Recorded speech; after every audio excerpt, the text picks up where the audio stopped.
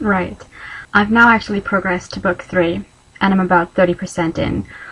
Obviously, there's no point in me denying that I actually enjoy reading these books, because, let's be honest, I have been reading them incessantly. I mean, I have neglected uni work, most definitely, and sleep, and anything else really. I haven't done anything but read lately. Feels like it anyway. So I understand the appeal. It's quite embarrassing to admit that I'm not immune to it. But anyway, well, I know a lot of you are probably worried about her subconscious, because what is she doing while Anna's, out doing stuff with Christian, and the inner goddess is training for her sports event? Let me reassure you that her subconscious is not bored. She is in fact reading. This is 6% in. My subconscious looks up from her book, The Complete Works of Charles Dickens, Volume 1, with alarm. Okay, that's weirdly specific, but anyway. Then about 9% in. My subconscious slams down her Complete Works of Charles Dickens, leaps up from her armchair and puts her hands on her hips. 16% in. My subconscious glares up at me over her half-moon spectacles, distracted from Volume 2 of The Complete Works of Charles Dickens, and mentally chastises me. And finally, 21% in. My subconscious gazes up from Volume 3 of The Complete Works of Charles Dickens and glowers. So obviously, within 15% of the book, she's made her way through 3 volumes of The Complete Works of Charles Dickens. Quite impressive. She must be bored a lot. As to how that subplot's going to continue, I have no idea. I don't know what else she reads after this one, because I haven't gotten that far, but I will let you know. Well, great. Now, she didn't just spoil Snow Patrol for me. She also spoiled a song for you. Listen to this. They're at his parents' house and he's playing the piano. Silence descends on us all as we strain to hear his soft musical voice and the lyrics of Wherever You Will Go. Was that necessary? Did it have to be that song? This is just to keep you updated on what the inner goddess is doing. My mouth goes dry. He's letting me drive his car? My inner goddess whips on her leather driving gloves and flat shoes. Oh yes, she cries. I mean, I understand. I have inner personalities, I think. I mean, I definitely have the inner fangirl. But she doesn't have her own wardrobe or her own pastimes or anything like that. Okay, once again he tells her, "You never cease to amaze me."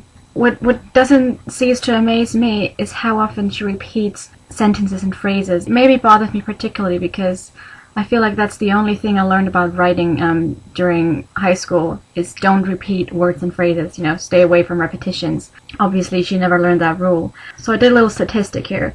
In the first book, as I already told you, she mentions grey eyes 68 times. But of course, that's just the exact phrase, grey eyes. I mean, there could be a grey gaze, or his eyes are grey, or he's grey-eyed. So there's so many variations that you can only really tell how often she mentions his grey eyes if you just search for grey, which she did in book 1 100 times.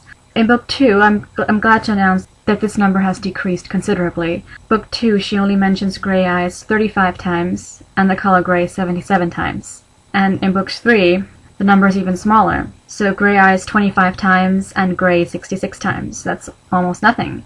Then we have the phrase, "You never cease to amaze me," which apparently he doesn't say as often as I think he does, because he only says it once in the first, once in the third, and twice in the second. So he only really says it 4 times. Then we have, when they say goodbye, he often says, "Later's baby." And then everyone starts using it, and they use that 7 times in the first book, 11 times in the second, and only 3 times in the third. Oh, weird. I feel like I've read it 1,000 times already. And finally we have, basically he says to her, "Fair point well made," whenever she has, a good point.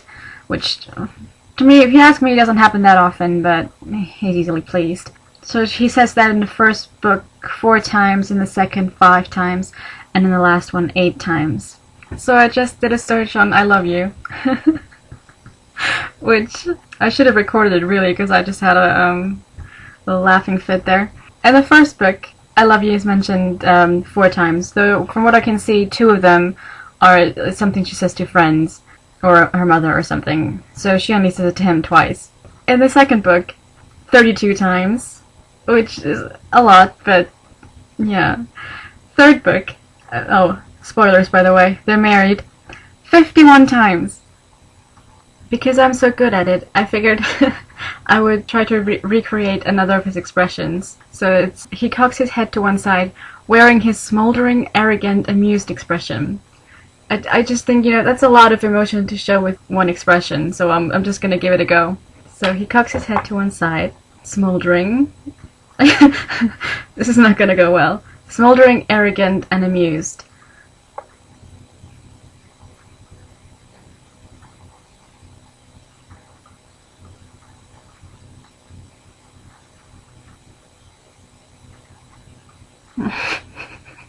I don't know. How does he do it with one look? He has very strange talents.